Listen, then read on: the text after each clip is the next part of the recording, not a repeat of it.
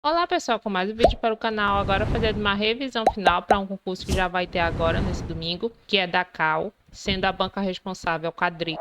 A preparação para o cargo aqui vai ser para técnico administrativo e de fiscalização. Então, nossa primeira questão aqui, a gente vai começar por informática. Então, nessa questão ela diz o quê? A webcam é um periférico de computador, cuja finalidade é a realização da captura de imagens em vídeos. Então, a webcam, o que é? Essa imagem aqui que eu trouxe bem aqui, onde a gente consegue conectar ela no computador. Quando ela conecta, a gente já pode dizer que ela já é um periférico. Lembrando que periférico é tudo aquilo que liga ao computador. Então, diante disso, a gente percebe que há inúmeros tipos de periféricos. Que olha só essa imagem, onde a gente tem periféricos de dispositivo de entrada, saída e ainda tem, olha só aqui no meio, que é tanto como entrada quanto de saída. Vamos chamar de híbrido. Então, os dispositivos de entrada são os que a gente consegue introduzir, colocar dados. Então, por onde que a gente faz isso? Qual é o acessório que a gente utiliza? Teclado, é a própria webcam, lembra lá da questão? É o scanner, o mouse, essa caneta aqui, que eu estou usando aqui agora, que vocês estão vendo esses meus desenhinhos aqui. O leitor também aqui de código. Então, esse daqui a gente está inserindo dados aqui. Então, olha só, você está vendo o que eu estou fazendo aqui. Eu estou inserindo essa informação aqui no computador. Enquanto aqui os de saída, a gente percebe que ele vai nos fornecer a informação. Então, ele vai nos fornecer como? Através de uma impressora, onde a gente consegue imprimir as informações que a gente faz no computador. Além disso, olha só também, por meio de áudio que a gente consegue escutar. A tela do monitor, que isso aqui é um excelente exemplo para dispositivo de saída, um periférico, e também, olha só, aqui um data show.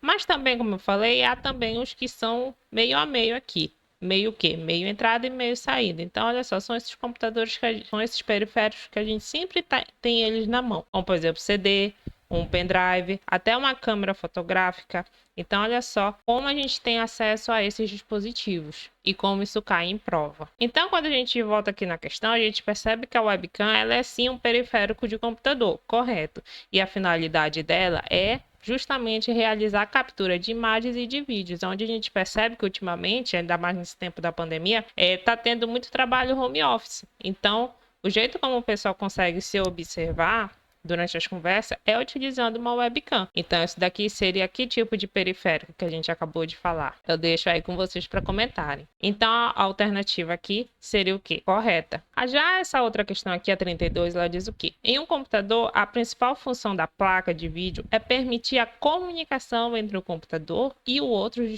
dispositivos externos, como por exemplo as impressoras e o scanner. Bom, quando a gente fala de função da placa de vídeo, né, vem logo imagens na nossa cabeça. Então, quando a gente lê um pouco sobre ela, a gente percebe que a principal função da placa de vídeo é processar e exibir imagens, tanto que já diz o nome aqui, ela é placa do quê? De vídeo. E esse vídeo ela pode estar muito bem representada por imagens, onde essas imagens elas podem ser representadas por gráficos, animações ou vídeos. Então, isso tudo aqui é apresentado no nosso monitor, ou seja, na tela do computador. Então, essa seria assim a principal função da placa de vídeo. E não o que ele diz lá na questão, né? Que é permitir a comunicação do computador com os periféricos. Não, porque olha só, continuando lendo aqui, a gente percebe que enquanto a comunicação do computador com outros periféricos ou dispositivos externos, por exemplo, como impressoras, scanner ou o próprio webcam aqui, é realizada por meio do quê? Pelo meio do USB ou, por exemplo, Wi-Fi. Então, diante disso, a gente percebe que a alternativa está errada. A próxima questão aqui, ela vem de PowerPoint. Então, o PowerPoint 2013 é um software poderoso que permite ao usuário incluir diversos objetos em sua apresentação, como, por exemplo, imagens e gráficos. Além desses recursos já conhecidos, ele permite ao usuário a realização de edição de vídeos, se há necessidade de outros programas. Um ponto interessante sobre a Quadrix é que ela tem algumas questões que dá para a gente resolver quando a gente percebe que ela está exagerando demais nas informações da questão. Então, por exemplo, quando ele vem falar assim, sem a necessidade do uso de outros programas, a gente já começa a desconfiar. A mesma coisa com o uso de palavras, raramente, somente. Então, essa daqui é uma boa estratégia para quem vai fazer a prova da Quadrix. Então, quando a gente olha lá sobre isso, do PowerPoint 2013, ele permite sim a gente colocar imagens e gráficos na nossa apresentação. Afinal, essa minha aula aqui, ela está toda sendo feita no PowerPoint. Só que se eu colocar um vídeo aqui, eu não vou conseguir editar ele. Por quê? Porque o PowerPoint, ele não oferece recursos avançados de edição de vídeos. Ele apenas permite incluir vídeos nas minhas apresentações. Logo, a forma mais avançada de editar vídeo precisaria de um outro software, enquanto aqui na questão ele finaliza sem a necessidade. E não, né? Isso aqui já está incorreta. Então, a alternativa está o quê? Incorreta. E aí, mais uma questão aqui do Word, ele fala o quê? No Microsoft Word 2013, o sumário, então o sumário, lembra lá qual é o sumário? É definido como uma lista hierárquica de títulos e subtítulos, correto? Em um documento. Sua única desvantagem, então olha só, quando ele está muito exagerando, então essa sua única desvantagem é a impossibilidade de ser atualizado automaticamente. Sua única desvantagem é a impossibilidade. Olha só uma imagem aqui do Word, onde a gente consegue observar aqui nas referências, olha só, referências, aí a gente vai na parte do sumário, e quando clica no sumário, olha só, a gente percebe vários tipos de sumário. Então, olha só o exemplo aqui que tem automático e também tem o manual. E aí, olha só, ele vai permitir sim com que a gente consiga alterar a ordem dos títulos e subtítulos, onde ele diz o que aqui na questão? Que sua única desvantagem é a impossibilidade de ser atualizado automaticamente? Não, isso daqui estaria errado. A próxima questão, ela fala o quê? Do PowerShell. Isso aqui vive caindo na Quadrix. Então, o PowerShell é uma ferramenta de linha de comando que permite executar o quê? Comandos e scripts no Windows 10? Seria isso mesmo. Olha só mais uma informação sobre o PowerShell. É uma solução de automação de tarefas múltiplas. Então, olha só, são muitas tarefas ao mesmo tempo. Que consiste aonde? No shell da linha de comando, em uma linguagem de script e uma estrutura de gerenciamento de configurações. E ele pode ser executado aonde? Tanto no Windows, no Linux e no Mac OS. Então, de acordo com tudo isso, a gente verifica que a alternativa está correta. E aí, já falando sobre a improbidade administrativa, que eu encontrei bastante questões sobre essa, peguei algumas interessantes aqui para a gente ver. 41, ela fala o quê? A responsabilidade por ato de improbidade administrativa é afastada pelo desempenho de competências públicas sem a comprovação do ato doloso com fim ilícito? Bora lá. No artigo 1º dessa lei, ele fala que apenas o simples mero exercício da função ou o desempenho de competências públicas sem a comprovação do ato doloso, porque lembra lá que o ato de improbidade administrativa, ela tem que ter o quê? Dolo. E além de ter dolo, ela tem que ter consciência de que está praticando aquele ato ilícito e ele quer obter vantagens ilícitas. Então, sem a comprovação do ato doloso com fim ilícito, afasta a responsabilidade por ato de improbidade administrativa. Então, diante disso, a alternativa está correta, de acordo com o artigo 1º que a gente acabou de ler. Na questão 42, ele fala o quê? Que os atos de improbidade violam a probidade da organização do Estado. Né? Afinal, como é que a gente chama que a lei é de improbidade? Então, ela está sendo contra a probidade. Então, ela justamente viola a probidade da organização do Estado, atingindo a administração direta, ok, mas não a administração indireta, não, cara. Os atos de improbidade violam, sim, né, a probidade da organização do Estado e no exercício de suas funções. Olha só, ainda tem mais coisa aqui. E também a integridade do patrimônio público e social dos poderes. Quais são os poderes aqui? Executivo, legislativo e judiciário. Então, é só os 3 poderes. Bem como também a administração direta e quem mais aqui? A indireta, tanto no âmbito da União, Estado, município e IDF, Distrito Federal. Então, aqui, essa lei, ela abrange todo mundo. Então, diante disso aqui, a alternativa está incorreta, porque a administração indireta, ela faz parte do grupo. E aí, na questão 43, ele fala o quê? Constitui como um ato de improbidade administrativa que importa enriquecimento ilícito. Vocês lembram lá quais são os 3 atos de improbidade administrativa? Onde a gente tem contra os princípios, contra o enriquecimento ilícito e lesão ao erário. E aí, lá na lei, tem várias coisinhas que a gente tem que saber que caracteriza cada um desses atos aqui.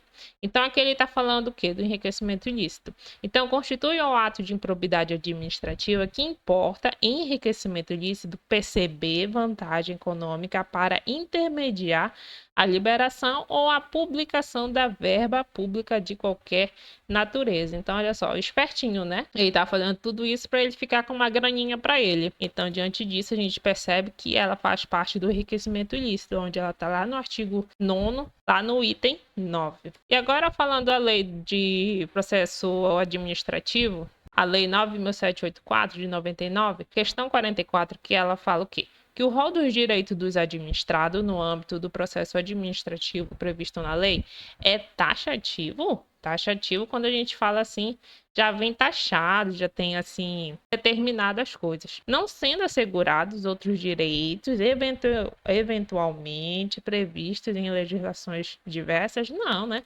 Olha só, no artigo 2º lá dessa lei, ela fala que a administração pública obedecerá, dentre outros, olha só, então aqui há alguns princípios que a gente pode até considerar como os princípios implícitos. Então, dentre outros, aí ele começa a falar de outros princípios. E por que eu falei implícitos aqui? Porque eu fiz questão ainda agora sobre isso, declarando que essas daqui são considerados princípios implícitos. Então, com isso, além desses princípios, há outros aqui explícitos, como a gente vai chamar assim. Então, quais são esses explícitos?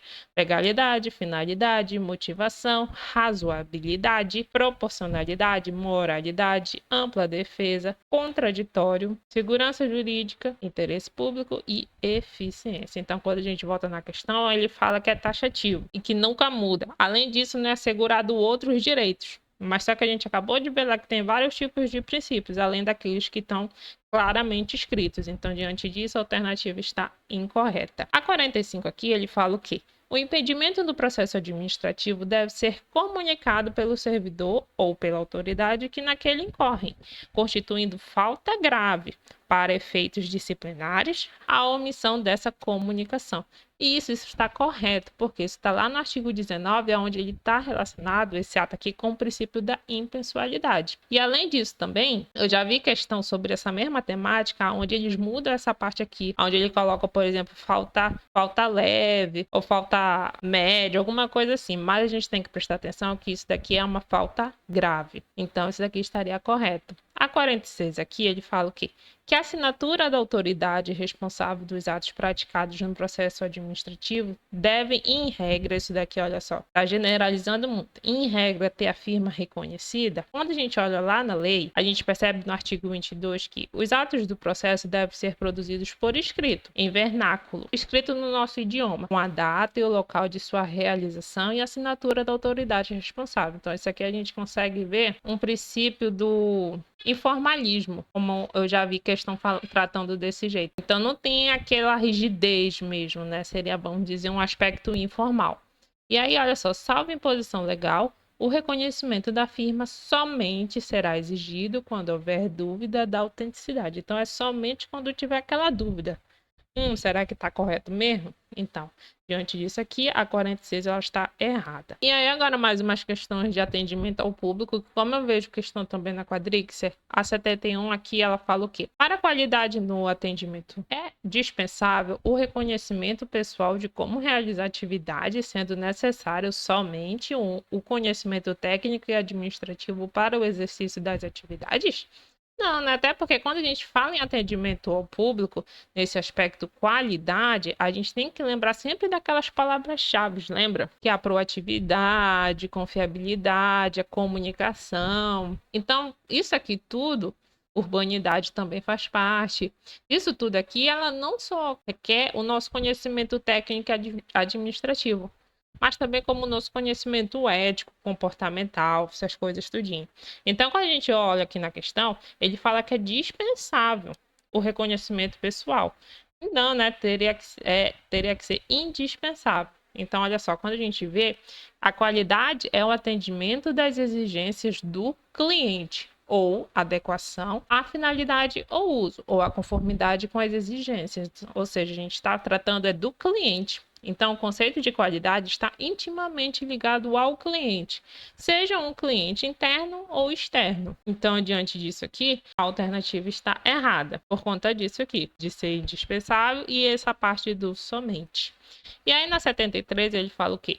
A qualidade no atendimento está diretamente relacionada à resposta que será dada ao público, exatamente, até porque a gente vê aquela avaliação. Lembra lá que a gente sempre vê, avalie como foi o nosso atendimento e tal. Então, isso daqui seria um exemplo de resposta ao público. E aí na 74 ele fala o quê? Saber as normas da empresa, conhecer o fluxo de informação e logística e entender os caminhos para se resolver qualquer questão são os passos para se ter um atendimento de qualidade?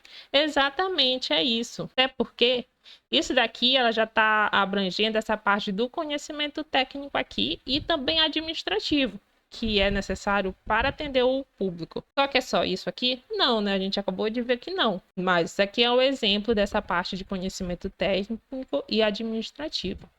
Então, isso daqui estaria o quê? Correta.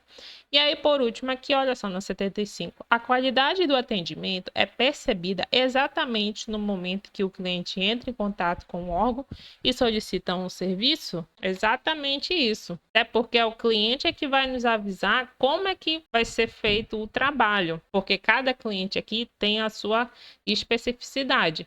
Então, de acordo com cada um, até porque de acordo com a sua demanda também, é que vai ter um atendimento diferenciado. Por isso que a qualidade aqui, ela tem que abranger muitas coisas daqui, não só o aspecto técnico e administrativo. E aí, passando para a parte de arquivologia, trouxe duas questões aqui, olha só. Na 71. As correspondências de uma instituição, a quais são parte considerável do acervo, podem ser classificadas quanto ao destino e à procedência como oficiais ou particulares?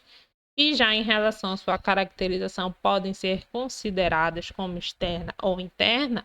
Bom, pessoal, aqui ele trocou, né? Tanto que essa questão aqui, ela está errada. Porque quando a gente fala de classificação de destino e a procedência, a gente utiliza esses termos aqui, do externo e interno. Aonde o interno, ele é dentro de um próprio órgão, enquanto o externo já envolve mais de um órgão. Então, isso aqui a gente já desconsidera, onde isso aqui já estaria errada, onde ele trocou aqui as características. E na 72, ele vem falar do setor do protocolo. Então, no setor do protocolo, constatar no momento da identificação das correspondências, porque lembra lá as funções, o que o protocolo faz? Então, ele vai identificar, por exemplo, as correspondências. E nisso, quando ele vai identificar aqui, ele verifica o quê? Que a existência de um envelope que, embora esteja destinado ao titular de um cargo institucional, contém o nome de um colaborador que já não é mais o atual ocupante desse cargo. Deverá, assim, então, considerar a correspondência como oficial? Exatamente. Então, aqui na 72, ele vem falar do setor do protocolo, onde você lembra lá do protocolo, quais são as funções, tudinho, que uma delas é identificar as correspondências, distribuir e tal. Então, o setor de protocolo, ao constatar no momento da identificação das correspondências a existência de um envelope que, embora esteja destinado ao titular de um cargo institucional, contém o nome do colaborador que já não é mais o atual ocupante desse cargo, deverá ainda assim considerar tal correspondência como oficial? Então, olha só, quando a gente vem ler sobre isso, a gente verifica que a alternativa está errada. Por quê? Porque independente se o cargo está ou não ocupado, a correspondência não vai deixar de ser oficial. Porém, o que muda aqui seria o processo de tramitação, porque como o cargo está vago, então o que vai acontecer? Vai haver a devolução desse documento. Então, olha só, o processo é apenas diferente na etapa da tramitação, pois nesse caso a documentação será devolvida ao remetente. Então, de qualquer jeito, se há agente ou não no cargo, o documento vai ser considerado como oficial. Só que o resultado disso aí vai ser diferente. E aí, falando agora, já finalizando o vídeo com questões de administração de recursos materiais, a 102 aqui ela fala o quê? Toda indústria é um fluxo limitado de materiais que são processados ao longo de várias atividades no sistema produtivo. Então, quando a gente verifica que toda indústria ela é um fluxo contínuo. Então, ela é contínua, porque a indústria ela não para, ela está em todo momento em movimento. Então, com isso, é por isso que a gente vê muitas transformações dos materiais, principalmente de matérias-primas. Por quê? Porque o fluxo ele é contínuo, assim exercendo várias atividades no sistema produtivo. Então, diante disso, já estaria incorreta. Aqui, já na 103, ela fala o quê? Que o produto é algo visível e tangível, que pode ser tocado, visto, ouvido ou degustado. É isso mesmo, até porque o produto ele é totalmente diferente do serviço. Eu fiz até um vídeo recentemente falando sobre essa parte de serviço. Porque uma das características do serviço já seria o quê? A intangibilidade. Por quê? Porque a gente não consegue tocar. Enquanto aqui no produto ele é tangível. Então, verifica aí a diferença? Então, o produto é sim algo visível e tangível, algo que a gente pode tocar, que pode ser tocado, visto, ouvido ou degustado, que é dependendo, né, do tipo de produto, pode acontecer tudo isso. E aí a última questão aqui, ela fala o quê? Que as empresas primárias também são chamadas de empresas de transformação pelo fato de partirem de uma matéria-prima adquirida de terceiros para processá-la e transformá-la em produto acabado. Não, nessa aqui a gente até tem que lembrar da nossa formação aqui do PIB, aonde aqui a gente verifica que são empresas do setor primário, secundário e terciário. Então, primário, ela está envolvendo atividade de extração, extrativa, daquele material bruto mesmo. E aí, em seguida, a gente vem do secundário, onde ele vai fazer essa transformação desse material aqui que foi retirado. E aí, por fim, um terciário, onde o terciário é o que mais comanda no nosso país. Que é o que é esse terciário? São os prestadores de serviços e comércio. Então, com isso daqui, a alternativa está incorreta, porque não tem nada a ver uma coisa com a outra, apenas porque a primária seria extrativa, enquanto aqui as empresas de transformação já seriam empresas o quê? Secundárias. Então, você percebe que ele fez uma mistureba disso aqui com isso daqui? Então, a gente finaliza com essa questão aqui como errada.